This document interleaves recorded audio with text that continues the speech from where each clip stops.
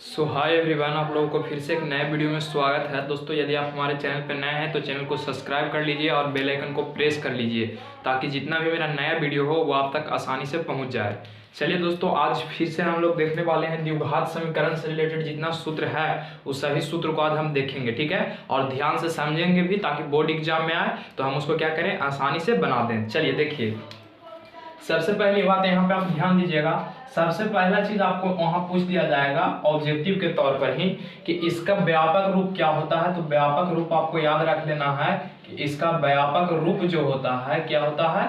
तो इसका व्यापक रूप होता है ax² plus bx plus c बराबर 0 होता है, ठीक है। ये द्विघात समीकरण का क्या होता है, तो व्यापक रूप होता है। उसके बाद यहाँ पे आपको याद रख लेना है कि a, ठीक है, a बराबर 0 नहीं होना चाहिए। ये माइंड में आप ठोक लीजिए कि a के मान कभी भी 0 नहीं होना चाहिए, क्योंकि 0 हो जाएगा तो x² 0 हो जाएगा तो द्विघात समीकरण फिर नहीं रह पाएगा। तो आपको सबसे फर्स्ट पॉइंट क्या रखना है, तो इसका व्यापक रूप याद रखना है, ठीक है। चलिए सेकंड पॉइंट में आपको दूसरा सूत्र मिलेगा। दूसरा सूत्र मिलेगा आपको d बराबर, ठीक है। क्या मिलेगा, d बराबर। d के मतलब होता है विवेचक। विवेचक यानी कि इसको हम कहेंगे d बराबर b² माइनस 4ac। d बराबर फॉर्मूला होता है, यानी विवेचक बराबर फॉर्मूला होता है b² माइनस 4ac होता है, ठीक है। उसके बाद तीसरा सूत्र आपको यहाँ पे मिलेगा, देखिए ध्यान से समझिएगा। तीसरा सूत्र मिलेगा मूल बराबर, ठीक है, मूल x बराबर, ठीक है ना, ध्यान से समझिएगा। मूल x बराबर फॉर्मूला होता है minus b plus minus root under b² minus 4ac बटा 2a, ठीक है। ये मूल बराबर होता है। आपको ऐसे नहीं लिखने का मन है तो एक तरीका और हम बताते हैं। देखिए b² माइनस 4ac को हम क्या बोले थे, d बोले थे। तो इसको हम ऐसे भी लिख सकते हैं कि minus b plus minus root under d बटा का 2a, ठीक है।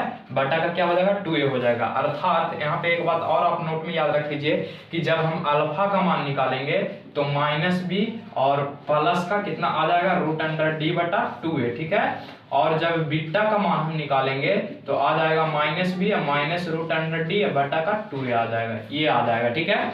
तो यहाँ तक आपको तीन सूत्र पहले याद रखना है। तीन सूत्र इसमें और है, वो भी हम देख लेते हैं। सबसे पहली बात आप ये समझ लीजिए, इसका व्यापक रूप पूछेगा तो ax² plus bx plus c बराबर 0। d बराबर पूछेगा तो b² माइनस 4ac। मूल बराबर पूछेगा तो minus b plus minus root under b² minus 4ac। ये भी बोल सकते हैं, मन है तो ये भी बोल सकते हैं, ठीक है। ऐसे यही ज्यादा बेटर होगा। Minus b plus minus root under d बटा 2a। तो अल्फा के जब मान निकालेंगे तो माइनस b एक बार प्लस के मान ले लेंगे और फिर एक बार माइनस का ले लेंगे बीटा में, ठीक है। तो ये तीन सूत्र था। तीन सूत्र और है तो फटाफट इसका आप स्क्रीनशॉट करिए। उसके बाद तीन सूत्र और हम समझा देते हैं। तो चलिए इसको स्क्रीनशॉट कर लिए होंगे तो तीन सूत्र यहाँ पे और आप ध्यान दीजिएगा। देखिए तीन सूत्र और क्या है जो आप समझिए। सबसे पहले एकदम बहुत ही इजी है, वो तीन सूत्र से एकदम नेसेसरी है कि प्रश्न आएगा ही आएगा, ठीक है। सबसे पहला यहाँ पे क्या है, तो सबसे पहला आपको मिलेगा मूलों का योग, ठीक है। क्या मिलेगा, तो मूलों का योग, ठीक है, मूलों का योगफल, ठीक है, मूलों का योगफल, ठीक है। फिर मिलेगा आपको दूसरा में मूलों का गुणनफल, ठीक है, मूलों का गुणनफल, ठीक है, गुणनफल, गुणनफल, ठीक है।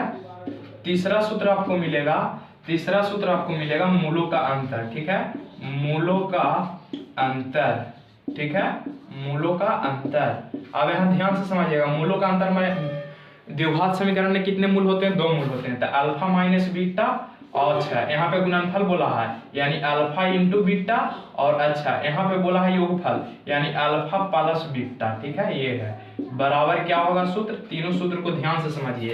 एक बात सबसे पहले बात यहाँ पे नोट कर लीजिए आप कि मूलों को हम कह सकते हैं दो नाम से इसको बुलाते हैं। शून्यक भी इसको हम कह सकते हैं, ठीक है, और क्या कह सकते हैं, तो हल भी कह सकते हैं, ठीक है। तो ये तीनों नाम एक ही है, आप इसको नाम के भी याद रखिएगा। यहाँ मूल ना दे करके शून्यक भी दे सकता है, हल भी दे सकता है, ठीक है। तो द्विघात समीकरण का तो आपको पता ही है कि दो हल होता है। तो अल्फा इंटू अथी देखिए का मूलों का योगफल या कह सकता है शून्यकों का योगफल। तो मूलों का योगफल कहे, शून्यकों का योगफल कहे, हलों का योगफल कहे, कुछ का भी योगफल कहे हमको, तो फॉर्मूला होता है माइनस b बटा a। फॉर्मूला क्या होता है, माइनस b बटा a होता है। आगे आइए, मूलों का गुणनफल। मूलों का गुणनफल तो c बटा a होता है। मूलों का गुणनफल क्या होता है? c बटा a होता है। उसके बाद देखिए मूलों का अंतर, तो मूलों का अंतर क्या हो जाता है? तो रूट अंडर d बटा a हो जाता है। रूट अंडर d बटा a हो जाता है। तो आप यहाँ से एक बात तो कंफर्म हो गए हैं कि नीचे में हमेशा a रहेगा। नीचे में हमेशा क्या रहेगा? a रहेगा। ABCD आता है ना आपको, तो BCD नीचे में हमेशा a, BCD, ठीक है। और यहाँ पे याद रखना है कि प्लस वाला में माइनस हो जाता है, ठीक है। प्लस वाला में क्या हो जाता है? माइनस हो जाता है। यानी मूलों का योगफल कहे तो माइनस b बटा a, मूलों का गुणनफल कहे तो c बटा a, अब मूलों का अंतर कहे तो रूट अंडर d बटा a। यही आपका सूत्र था क्लास 10th में पढ़ने के लिए। और बहुत सारा है तो उसको भी हम करवाएंगे, लेकिन इतना मेनली रूप से आपको द्विघात समीकरण में मिलेगा। तो आज के लिए बस इतना ही, मिलते हैं अगले चैप्टर के साथ, ठीक है। इसका एक स्क्रीनशॉट आप लोग कर लीजिए।